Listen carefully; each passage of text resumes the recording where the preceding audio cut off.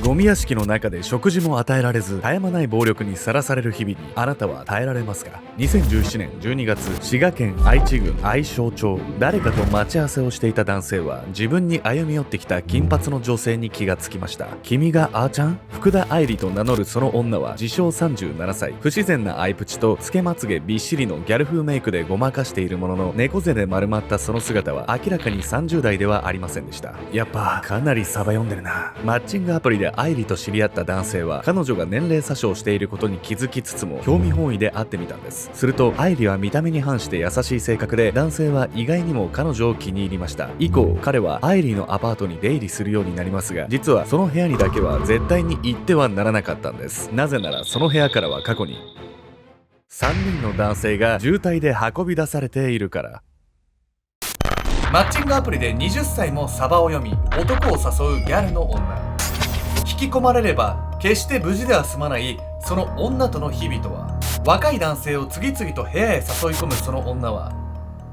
自らの自堕落な生活のため他人の人生を奪ってしまうんです。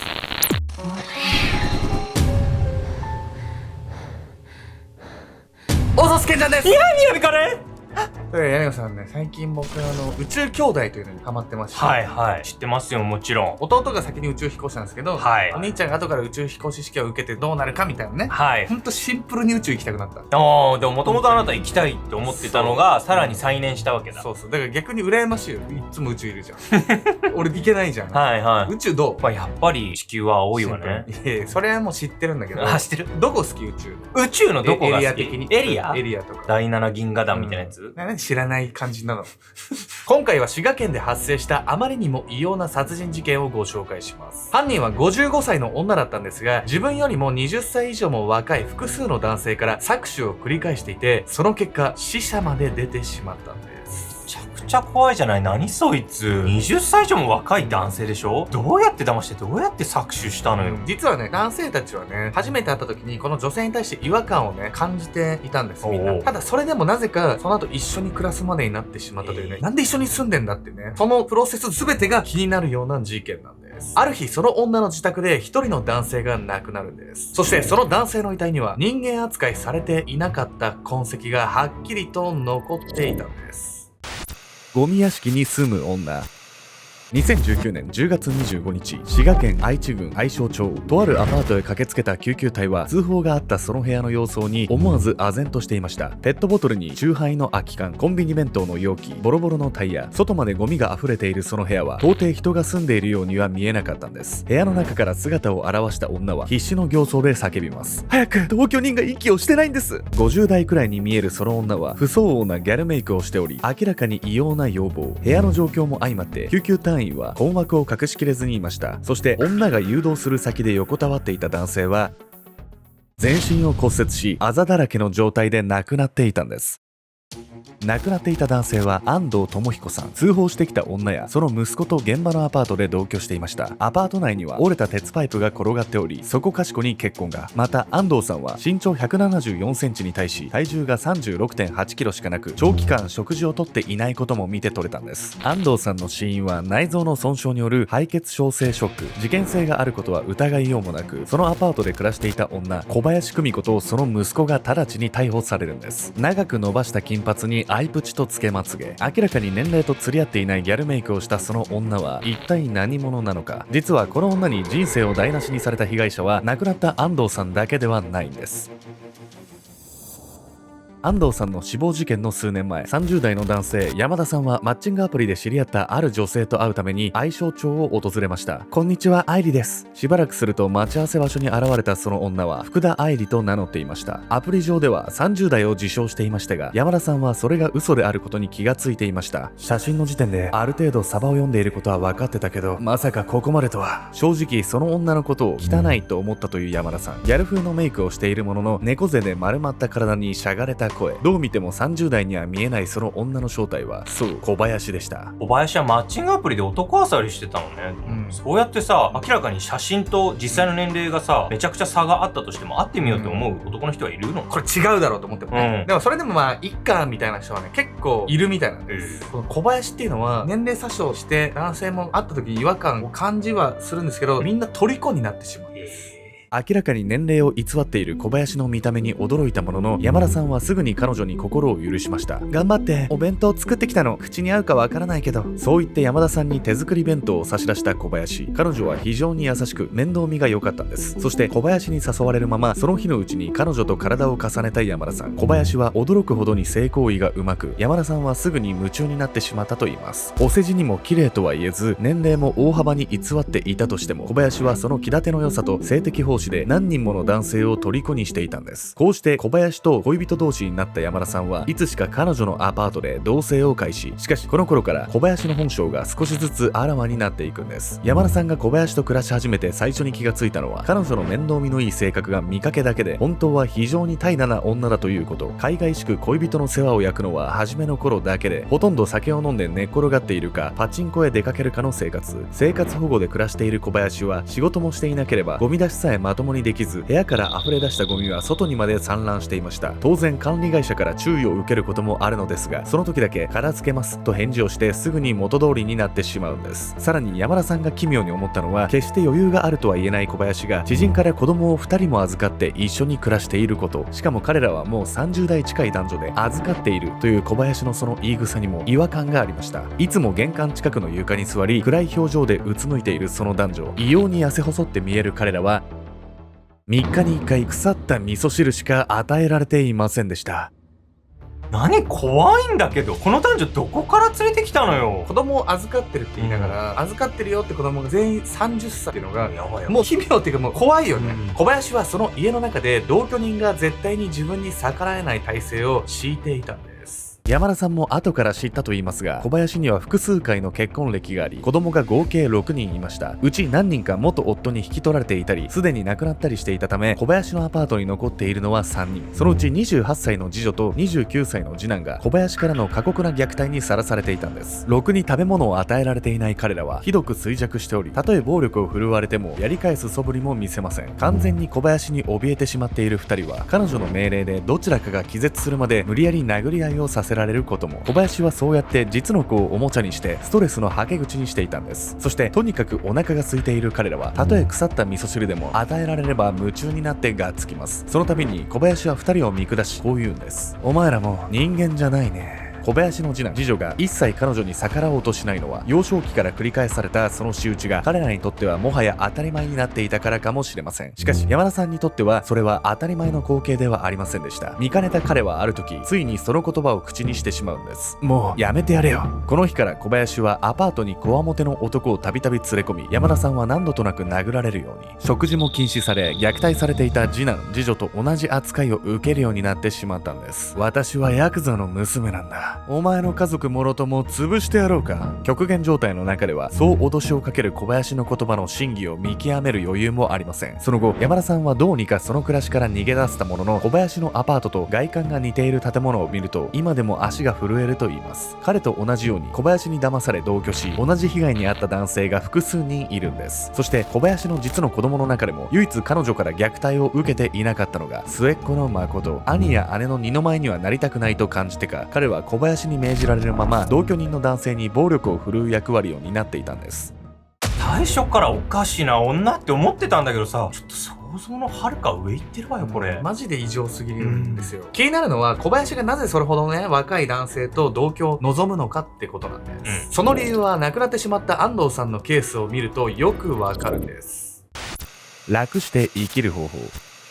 亡くなった安藤さんが小林と一緒に暮らし始めたのは事件の約1年前、2018年10月頃のこと。彼はその他の男性とは違って小林とは恋愛関係ではなく、もともと小林の娘と交際し同棲していたといいます。安藤さんがその娘と破局した際にその話を聞いた小林が、行くとこないならうちに来なよと誘ったんです。そして小林との同居が始まった当初、安藤さんは現場作業員の仕事をしていたといいますが、2019年の春頃に失業すると以降、小林から安藤さんの家族に次のような電話がかかっってくるようになったんです。私は安藤の面倒を見てやってんだ。金をよこせ。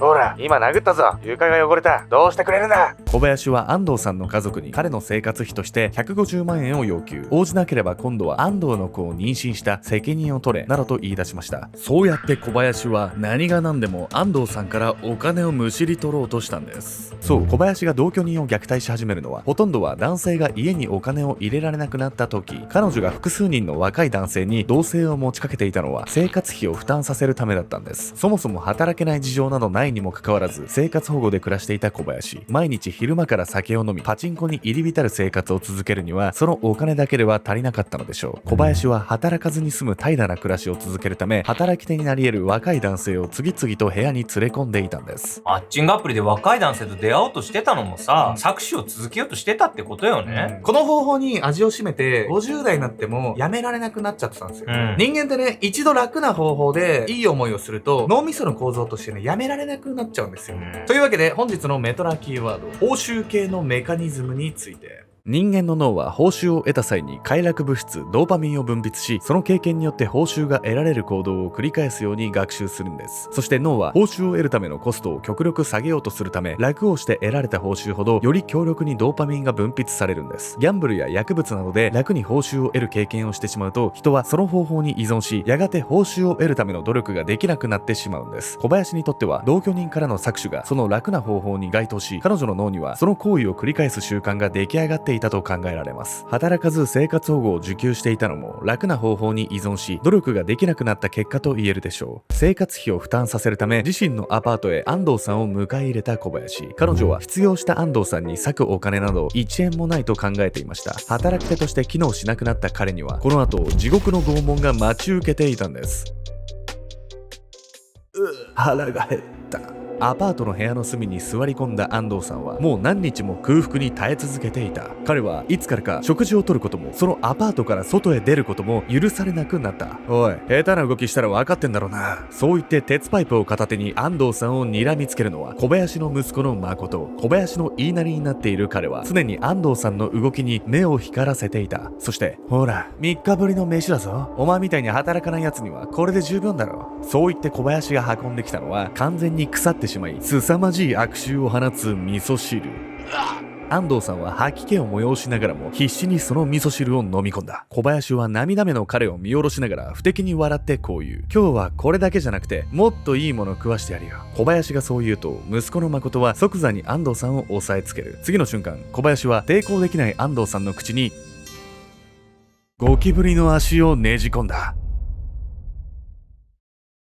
複数にいる被害男性の証言によると、小林は同居人を常に GPS で監視しており、アパートからの脱出は不可能。風呂にすら入ることを許さず、臭い、汚いと罵っておきながら、目を盗んでシャワーを浴びようものなら、殴る蹴るの暴行を加えると言います。さらに、パチンコに負けて機嫌が悪くなると、その鬱憤をぶつけるかのように、鉄パイプや木刀で殴打。2019年の春から約半年間、ろくに食事も与えられず、衰弱しきった状態でその暴力にさらされる中で、安藤さんはついに亡くなってしまったんです。小林はさ、他の男性にも同じ仕打ち繰り返してたわけでしょ。よく今まで死人が出なかったわよね、これ。本当に全くもってその通りで、死人は出なくても人生を狂わされてしまった人は何人もいるんです。搾取と虐待を繰り返す中、安藤さんを死なせてしまった小林は息子の誠と共に傷害致死、恐喝未遂などの罪で起訴されることに。また彼女は安藤さん以前にも3人の男性を病院送りにしており、そのうち1人は後遺症で現在も脳に障害が残っている状態。その3人に対する傷害罪でも起訴されているんです。2023年3月、大津地裁へ出廷した小林は最終意見陳述に際し、泣いているかのようにおえつを漏らしながらこう語りました。暴力を振るったこと反省してます。でもわざと食事を制限したり恐喝などしたことはありません。本当に申し訳ありませんでした。その後も証言台の上で突っ伏し体を震わせていた小林。しかし大抵の際、顔を上げた彼女には涙を流した形跡さえありませんでした。小林のその振る舞いに傍聴席にいた人々も泣いてなかったよねと思わずざわついたんです。2023年3月24日、小林は微塵も反省を感じられないとその態度を糾弾され、懲役24年の判決を下されました。息子の誠は従わなければ自分が殴られると思ったと責任の軽減を訴えましたが、彼もまた積極的に犯行に加担していたとされ、懲役11年に公判に出廷した安藤さんの遺族は彼の遺体を目にした時のことを次のように語っています。息子は顔も腫れ、指も信じられないほど細く、まるで別人のようでした。骨と皮だけになって、このままでは死んでしまうと明らかな状態でも被告人は暴力を振るい続けたんです。息子が誰にも助けを求められなかったのは、それだけ被告人のことが怖かったからだと思います。自堕落な生活を続けるため、若い男性を次々と自分の部屋へ引き入れていった小林。被害者に対し人間以下の扱いができたのは、彼らを恋人や同居人ではなく搾取の対象としか見ていなかったためでしょう。人一人が亡くなる事態になっても平気で泣く演技ができることに、その最低最悪の思惑がにじみ出てくるんです。楽をするために他人を利用する人間は気がつかないうちに相手を丸め込む術を心得ているもの。今回の事件のように知らず知らずに監禁され搾取される状況に追い込まれたとしたら、あなたはどのようにその相手から逃れますか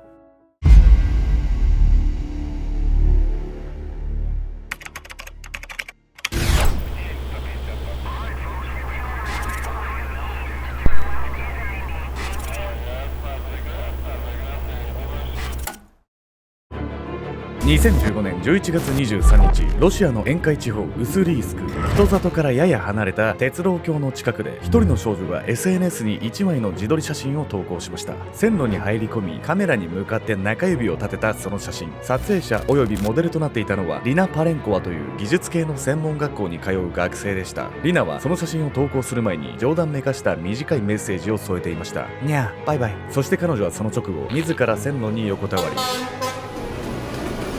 鉄道術を決行し、この世を去ってしまったんです。自ら死を選ぶにしてもあまりに過激な方法を選んだリナ。確かに彼女は当時精神的に不安定で、実をほのめかすような言動をしていたとも言われています。しかし後の調査によって、彼女が死を選んだ原因は心の病や深い悩みといったことではなかったと判明。リナが自ら命を絶った直接のきっかけは、青いクジラと呼ばれる SNS 上のゲームだったんです。ある SNS から始まり、実際に死者まで出してしまった死のゲーム。インターネット越しに本当に人の命を奪ってしまうその恐ろしい仕組みとは。青いクジラと呼ばれたそのゲームは、歪んだ価値観によって作られた洗脳ゲームだったんです。